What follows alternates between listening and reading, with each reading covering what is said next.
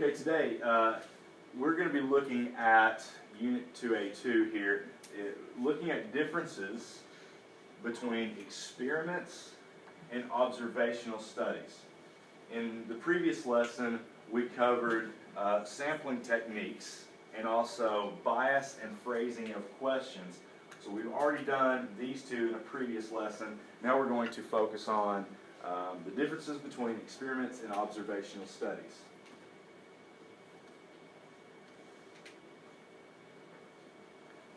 So let's look at it.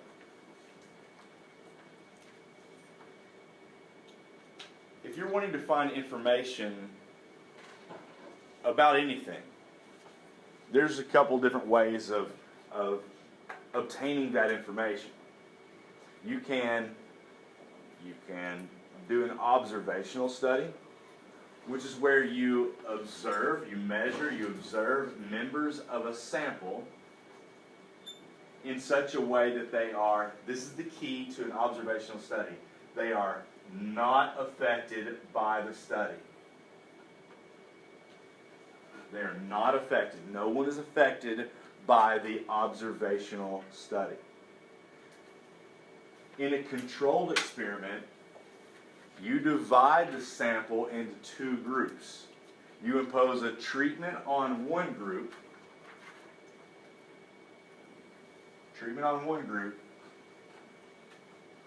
but not the other control group. Then you compare the effect on the treated group to the effect of the control group. I'll explain that in just a moment. Another way of obtaining this information is to just do a survey, okay, where you ask every member of the sample a set of questions. Okay. So, the example that's given here, for example, suppose we want to study the effect of smoking on lung capacity in women. All right? Here's how you can do this, or this is a way of doing this with both the experiments or an observational study. Two different ways of studying the effect of smoking on lung capacity in women. All right, so here's the experiment. You're going to find 100 women aged 20 who do not currently smoke.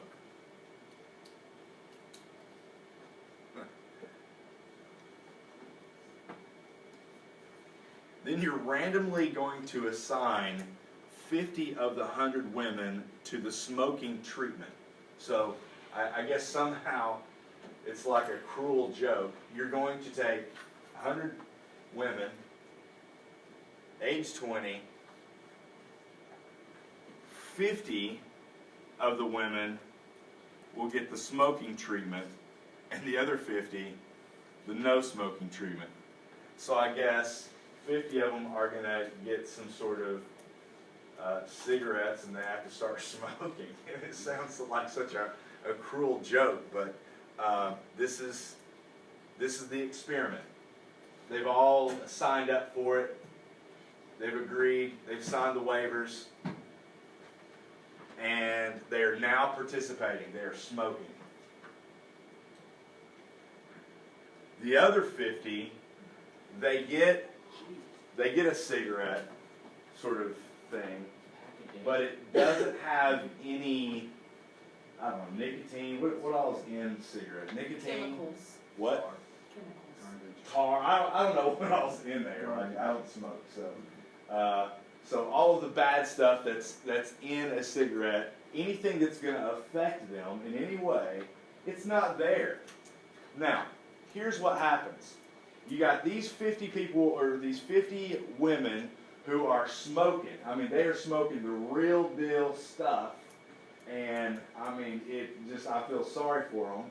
And then you got the other 50 who, they think they're smoking. They think they're getting it all, and You know, they start getting the fidgets, and you know they're going to go have a smoke, and like they've become addicted. I don't know. I'm totally dreaming this up, but you've got 50 who are actually smoking real cigarettes, and 50 who are smoking blanks.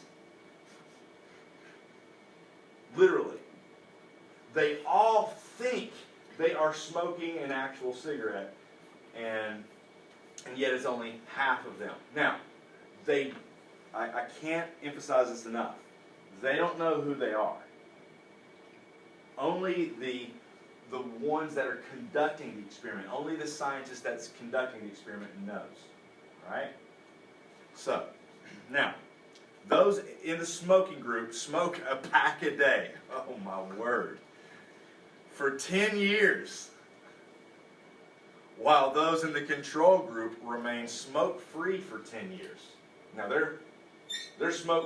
think they're smoking. They're addicted to the process. They're smoking a pack a day of nothing.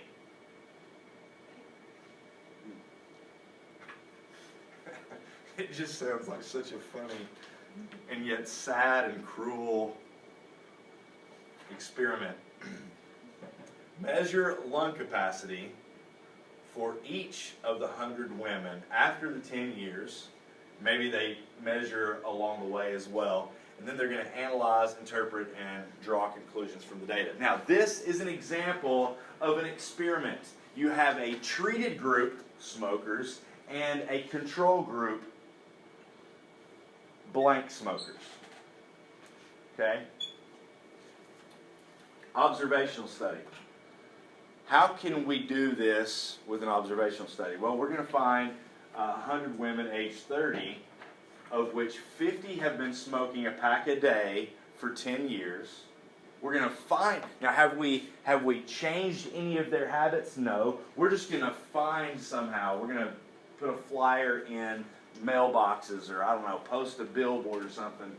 And so we're going to find 100 women aged 30, 50 of which have been smoking a pack a day for 10 years, while 50 have been smoke-free. Okay? This sounds like probably a better situation for all the women, especially the ones that weren't smoking. You just ruined those women's lives, honestly. Yeah, I know. There's 50 women here that now potentially are going to get lung cancer, so I don't know, you know. Okay, so 100 women, age 30, 50 have been smoking a pack a day for 10 years, 50 have been smoke-free for 10 years. Measure the lung capacity for each of the 100 women, okay, and then we'll analyze, interpret, and draw conclusions from the data. Now, that's an example of an observational study. In the observational study, did we change the behavior of any of the women? No. In the experiment, we did.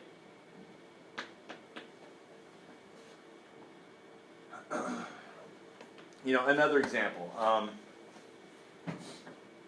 Being the bald, big-eared guy that I am, you know, sometimes I'm driving down the road and I see billboards that say hair loss ? And I think, you know, I could call the number and be a part of that that experiment that they're doing. They're testing a new product to help grow hair, and I think I could go down there and participate. Now, what would happen is 50 of us bald guys would go into this, or 100 of us bald guys would join in. They would assign me to be either part of the control group or the actual treated group, and so I would take this ointment or whatever and rub it all over this bald head of mine, and maybe after a couple of weeks I'll start getting little like sprouts of hair. You know, it'll be like a little chia pet on the top of my head, and then again, maybe it won't. Okay, the outcome it'll be interesting. You know, does the ointment, does the medicine that I'm putting on, is it or the entire group, those that are treated, that actually have the real medicine, is it actually affecting hair growth? That's the question. Versus the control group. What should you see in an experiment? If I'm testing this hair growth product, the treated group hopefully will have hair growth and hopefully not any weird side effects like, I don't know, hair growing on the palms of my hands now after rubbing that.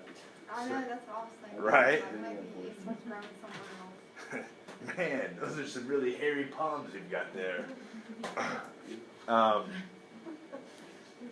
What's also interesting, though, is that there is what's known as a placebo effect. Has anybody ever heard of the placebo effect? You have? What do you remember? Do you remember anything about the placebo effect? Well, it's like they kind of you make them think that it's this, and then they kind of believe it. So it's like if you were to give like a sugar pill to someone and say this is a painkiller, they'd probably start thinking this is an actual painkiller when it's not. They probably not feel pain.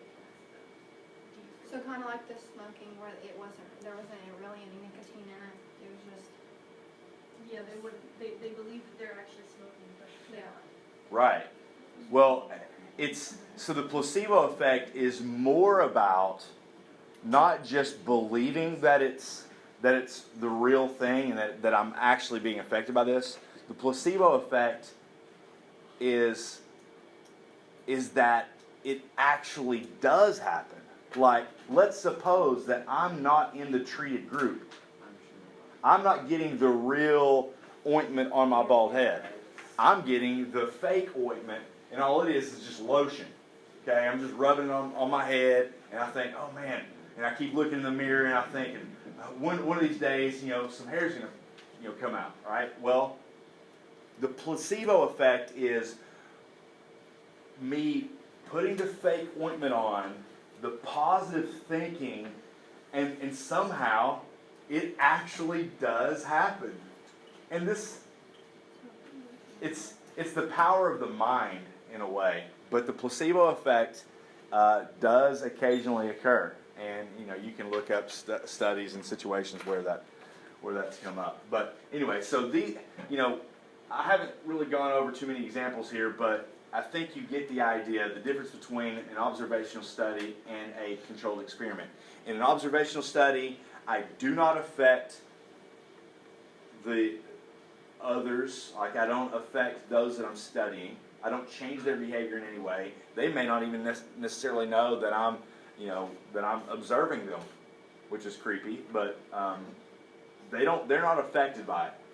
The controlled experiment, that's all about you're going to change. You're going to change different people's behavior and study the effects. So what else do we have here? So a few more notes that just reiterate what I have discussed thus far. In an experiment, you tell someone to do something. In an observational study, you do not affect them at all. Okay? By the way, you do not have to actually observe someone in an observational study. It could be someone answering a questionnaire about something that has already happened, or maybe even a survey, for example. Here's an example. If I want to find out if aspirin or ibuprofen helps relieve more pain after back surgery, so if I want to figure out whether aspirin or ibuprofen helps relieve more pain after back surgery, here are my two options. For an experiment, I will make some people take aspirin, and some other people take ibuprofen, and see who got more pain relief. I mean, that might be an experiment. That's not the greatest design of experiments, but that is an option. For an observational study, I would ask people who had recently had back surgery which pain reliever they took and how well they thought it worked for them. That's an option, and that's going back to what this is saying here. You do not actually have to observe someone in an observational study. It could be just answering a questionnaire. And that's what this is.